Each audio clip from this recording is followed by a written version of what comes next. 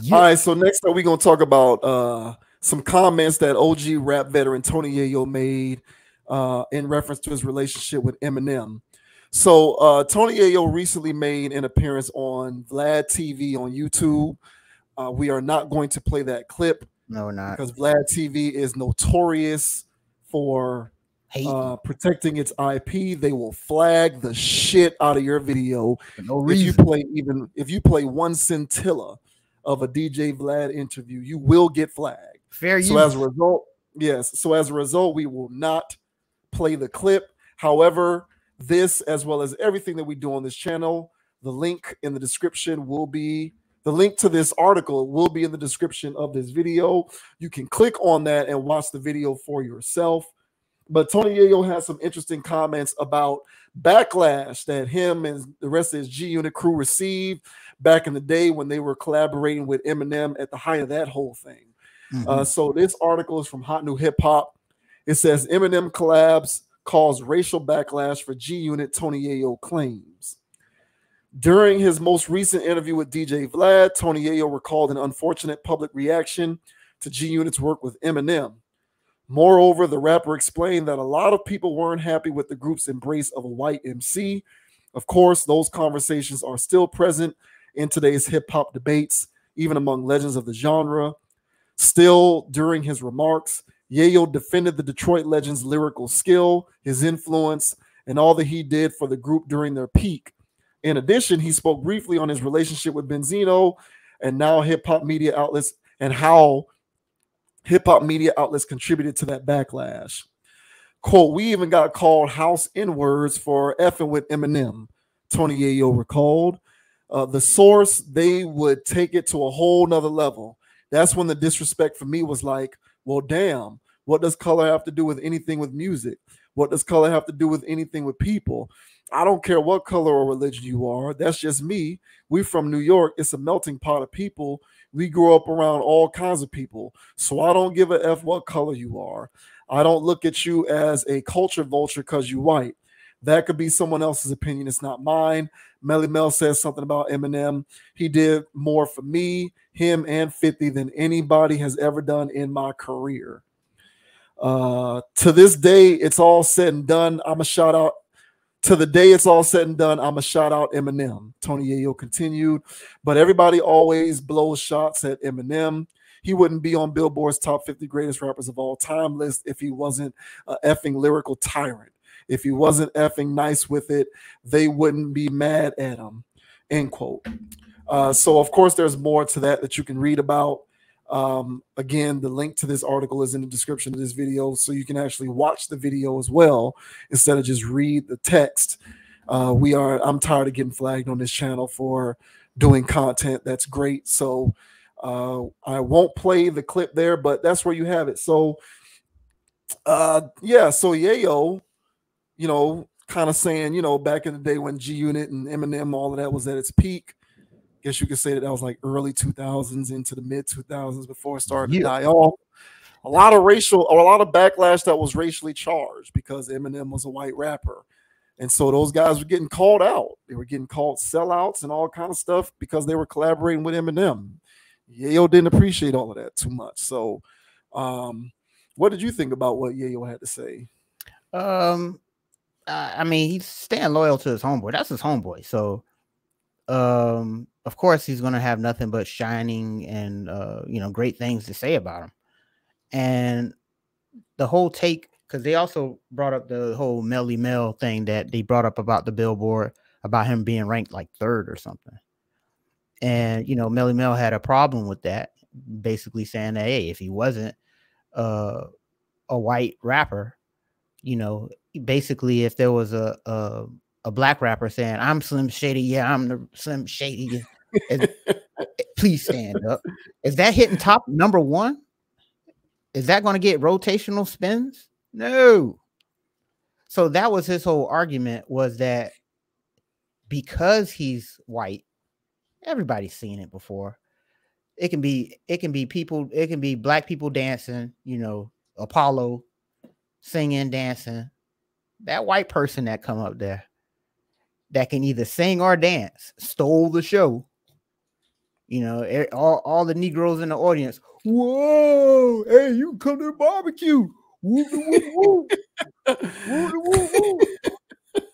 And so that's what happens when we see somebody white doing what is traditionally black.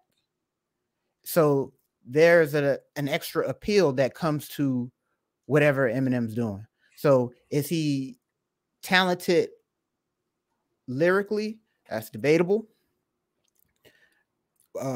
I say lyrically, I use lyrics for content. When there's lyrics, there's phases to lyrics. And so for lyrics, I think it's content based. So it also goes with flow and cadence and stuff like that. But flow and cadence is more of a technical thing. So Eminem is a good technical rapper. He can rap fast. He can string together syllables. He does things very well technically. You know, the good free throw shooter, the good 3-point shooter. That's what he is in rap. But is he nice with it one-on-one? You know, I mean, battle rap, so I'm not saying that, but you know what I'm saying. Can he off the dribble, but whoop-de-whoop, make a song?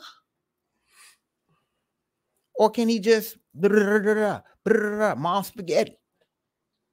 So I think he's a good technical rapper. Lyricism, I call that under question. Can he string together words? That's part of the technical part. What's the substance in what he's talking about?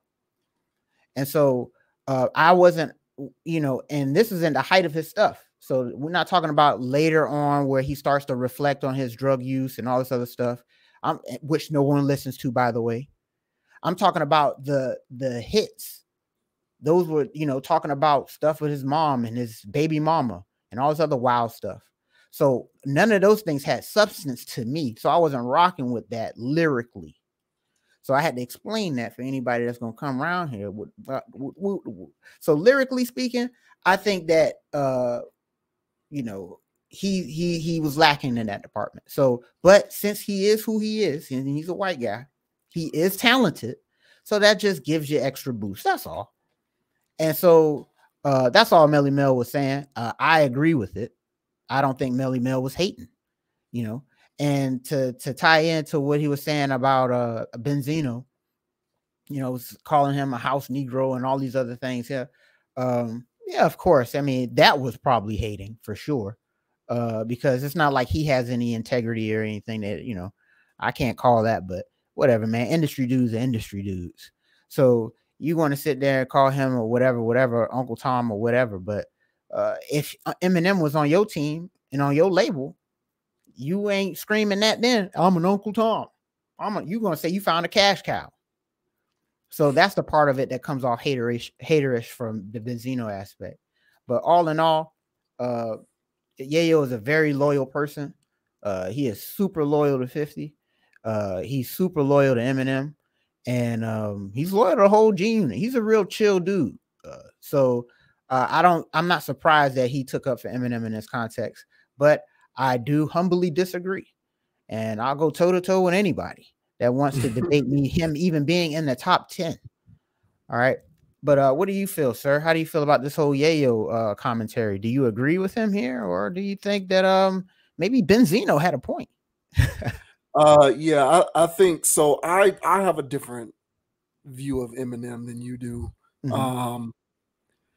I do think, because I agree with your take. Okay, so I don't want to go off topic. So let me first address the whole backlash. Mm-hmm. That'll be what I talk about first. The fact that he claimed that people were coming at them, calling them sellouts and Uncle Toms because they were collaborating with Eminem. So I don't like that.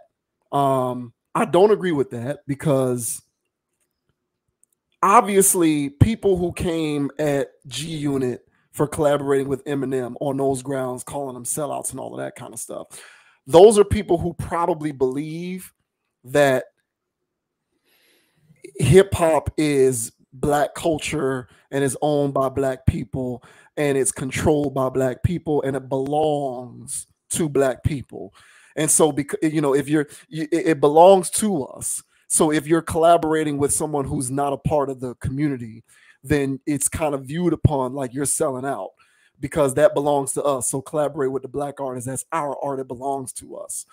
The reason why I don't agree with that is because I find it, in my opinion, I don't think that you can, I don't think, and this is my opinion, I don't think that you can claim ownership over something that you don't actually own. So people need to understand that this music, people, like a lot of people walking around really do think that this music is black culture. It's a form of expression that was given to black people out of necessity because actual culture was stripped from them. And I'm not going to go down the road of history and all of that kind of stuff. I'm just sticking to like modern day sense. In terms of artistic freedom and expression, pretty much all the way up to the late 70s, outside of jazz music and maybe a little bit of rock and roll, black people didn't really have any of that. So this hip hop thing came up. And now it may have emerged, it may have emerged courtesy of black people who were rapping about the struggle and all of that kind of stuff. But the moment that it became an industry, that it became a business, that it became a means by which people can actually earn a living, black people didn't own any of that. It was owned by people who weren't black. The means to distribute the music, the means to control the flow of it, to put out what you want to put out, that was not owned by black people. Black people didn't control any of that. There were very few exceptions, but for the most part, it was owned by white people, is who it was owned by. So this rules that black people, that this belongs to us. And so therefore, we're going to call out other black people for collaborating with non-black people on the grounds of being a sellout. To me, it's a fallacy because historically, for the most part, black people never really have owned this thing. It's been owned by other people. So I kind of feel as though the foundation upon which that kind of criticism is levied is false pretenses. That's my personal opinion. That's kind of how I look at that. So I don't really like the way people come at, I don't like that kind of criticism, whether it's Tony Yayo, G Unit, or anybody. I don't really like that kind of criticism because who owns this thing? It isn't black people for the most part. We don't own this thing. So who are we to really try to say that it belongs to us? I can't claim that I can't claim that this house that I'm renting truly belongs to me. I'm not paying a mortgage. I'm paying a rent. I'm licensing the ability to lay my head here every night. But if the landlord wanted to come and kick my ass out, he could do that. He or she could do that. I don't own this thing. So, when people come at, others with this hip hop stuff, trying to claim ownership on behalf of like black people or the black community, I kind of say, I get where you're coming from, but historically speaking, we don't really own it like that. So kind of hard pressed for you to criticize somebody for that kind of collaborative effort. But that's just kind of how I see that one. That's my opinion. Now, in reference to the Eminem thing and him being white and how that factored into the criticism, that I can agree with. And it's the same. Bill Clinton has a similar effect. Bill Clinton showed up playing the saxophone and kissing black babies. All of a sudden, black people love Bill Clinton. Meanwhile, he really didn't really do much for black people per se. I don't think, at least. Now, I mean, yeah, now he may have been a part of a presidency that saw tremendous economic growth for the country. But if you want to look at him as a president who helped black people, I'm still looking for the receipts on that.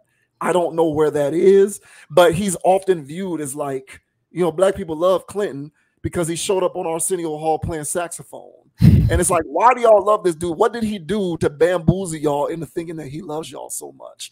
And we see other dynamics like that too, when, non-black people sort of come into black spaces. Like, it's in sports too, like Christian McCaffrey. They love Christian McCaffrey. He's a running back. Traditionally, most of the greatest running backs are black.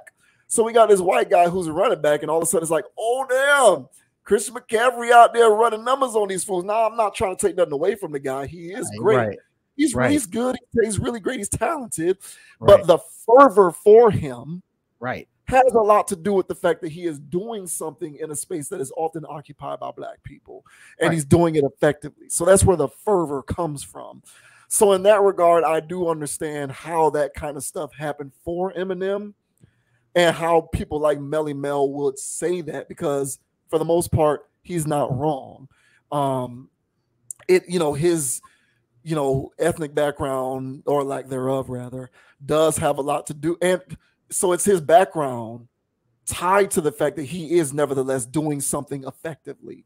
Because if he was a bum, if he was Vanilla Ice, no one cares or criticizes Vanilla Ice for culture vulturing because he wasn't really good at it.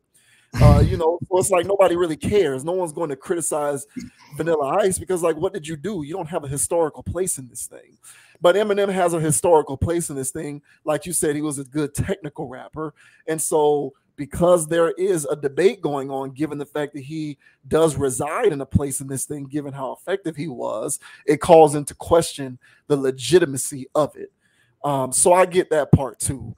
I just kind of look at it and I say, you brought up the point about content. And I would say that his first 3 albums, he did deliver, in my opinion, on that content threshold for me. And he was technically rapping at a very high level. Now, after that, he really started to fall off. He didn't sustain it for a long enough period, in my opinion, for him to be viewed as somebody who truly is as good as others might think he is. Like, in my opinion, after the Eminem show, it was a fall off after that. And that was way back in 2002. So right. for me, I look at his first 3 albums, Slim Shady, Marshall Mathers, Eminem show, and I say for those 3 albums, if you want to say in a vacuum, he's here, I might be willing to entertain that. But if you want to say in the whole grand scheme of this thing and his entire career, I'm not buying that. He fell off immediately after the Eminem show. Right. So the fervor for him comes from the fact that he is doing, or at one point he did something at a high level in a space that's mostly occupied by Black people. But at the same time, I get Tony Yayo defending him because it did wonders for Yayo's career. And I'm not going to besmirch somebody who's sticking up for their buddy. Like, it's not like Eminem was showing up saying, hey, help increase my profile because I'm a white rapper. Eminem was just trying to do something that he likes to do. So it is what it is. And that whole G-Unit Shady Aftermath thing, it was popping for a good little period of time. And so from Yayo's standpoint, he's looking at it and he's saying, hey, man, we were just trying to make music. The guy's a dope rapper. And so don't come at us with this Uncle Tom stuff or this sellout stuff, because he did more for me than any of y'all who are criticizing me for that collaboration. I just think at the end of the day, you can't really be like, oh, this is ours and this is mine or this belongs to us. So don't be collaborating outside of this thing when you don't really own it. Like, to me, you have to own the house. That's how I look at it. And this is a mentality that's starting to become more and more, this is a generational thing. I don't think you're looking at most Gen Zers or younger. Like, this is people for us and people older than us. Young people don't care because you got all of these young white rappers coming into this thing now. No one cares. Everyone pretty much acknowledges that hip hop is everybody's music. It is not Black people's music. It's not. It's for everybody. And I'm not saying that because I agree with the sentiment per se. I'm just saying that the culture and the industry around the music, this thing is a major genre. It's no longer a subgenre. So it's for everybody. So younger generations aren't necessarily clinging to this idea that it's Black art. At least that's not what I'm seeing.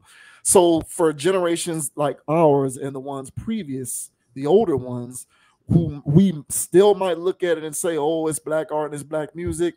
Like, you got to own the house first. That's what I say. Ownership and agency are more prevalent now than they used to be. All of these SoundCloud rappers and these various outlets through which a lot of these artists are trying to be able to retain as much ownership over what they create as possible. It's not like how it used to be where you had to go through a major label, which was run by people who didn't look like you, which is what goes back to the central point that I'm making about the backlash. Now you can do the SoundCloud thing. You can kind of be an independent artist and thrive much more so now than you ever could before. So this is becoming something that's sort of, retreating into the recesses of history, as far as I'm concerned. But, just sticking to this generation, this generation, this Eminem thing, the 90s and the 2000s generation, a lot of millennials who still look at this as black art. Like, y'all got to understand that we never really own this thing. We just are the purveyors of it. We might create it, but we don't necessarily own it. We definitely don't control the distribution of it. And so because of that, in my opinion, you can't really tell somebody what they can and cannot do or who they can and cannot work with because you don't really own it in the first place. So, you know, that's kind of how I look at that one. So I feel Yayo. I'm not hating on him for the defense. I do think the Eminem stuff is overblown, but I get the origin for where it comes from. Yeah, and I'll say this, and for the people that are screaming culture vulture stuff or whatever, when it comes to, you know, white people or anybody doing anything that black people do, the only people that get offended by that and yell those things are people that, well, don't know their history. Yeah. And so that's the only reason why they would holler that.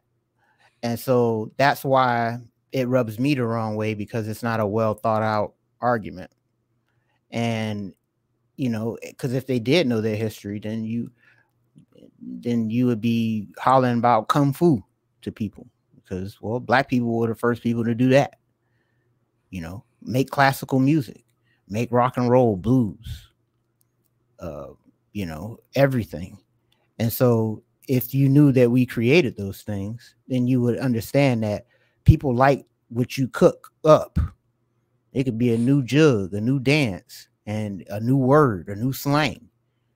And it come off so clean that everybody wants to do it. It's a great form of flattery, if you ask me.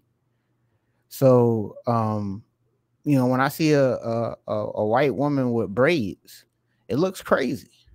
But at the same time, I'm flattered because she's emulating. And, you know, versus, oh, she need to take those out. She thinks she black. Well, you think you white with those weaves. Thank you. Thank you. You think you white with that makeup you putting on. Yes, if we're gonna apply, it's the same thing. So if we're gonna do it if you're gonna do it one way, then just fess up to it the other way. That's what I'm saying. It's the same thing. So and the wig too. Yeah, so that's a double standard that doesn't need to exist. That's one of those things where it's like, nah, man, you can get rid of that. That's stupid. And so, yeah, that's the only people that get upset about, you know, Eminem growing up listening to rap, wanting to emulate it, and going out there and doing it. And you can tell Eminem really just likes to rap, like you said. He just likes rapping. And so I don't take that away from him, his love for the game, because that's one thing I know he does have. But to tie back into the earlier stuff what I was saying about his early albums and Substance, I listen to those things. I used to listen to them all the time. Those are some dark albums, though. They were, yeah. Those are some dark albums. And I wasn't always in that place that he was trying to go. And that was why I was like, hey, look, man, you're putting this together pretty good, but I don't feel that way about life. And that's what I meant about it didn't resonate with me, I guess. So teach their own, but so people could argue Substance there, and I'll agree with that. But like you said, the later albums, and we can probably say this because we ain't really listened to them like that, but they weren't hitting like that. I mean, honestly, I can say that because I did. Okay. You know, because one thing about me, the way that I do music is once you've developed a certain amount of equity with me, I'll listen to everything that you put out and give it a shot because you've built up equity with me, you know? So like, and that's what, you know, like Wayne, for example, and I'm not going to go this now, I'm gonna let you continue. But like, for me, Wayne is like, Wayne built up tremendous equity with me with 500 Degrees, Carter 1 and Carter 2. So because of that, every time Wayne does something, even though I think he's fallen off tremendously, I'm going to give it a shot because of the equity. I thought Carter 3 was massively overrated. That's his most commercially successful album. That's the album that most people say is his best. I holler it's one of his worst. I don't like it. But my point is, I'm going to listen to what you do if you build up that equity. So with Eminem, because of Slim Shady and Marshall Mathers LP and Eminem Show, he built up such an amount of equity with me during that run that I kept listening to stuff that he was putting out henceforth, because it's like, you know, I heard him do great stuff before, so I'm going to continue to listen to see what you got going on. But everything since then has just been not that. And maybe you can attribute that to him no longer dealing with trauma or, you know, suicidal thoughts or all of that crazy stuff that he was thinking about on those other albums, and, you know, kicking his drug habits and all of that kind of stuff. So his quality of life seems to have improved, and I'm happy for that for him. But yeah, his music definitely ain't the same.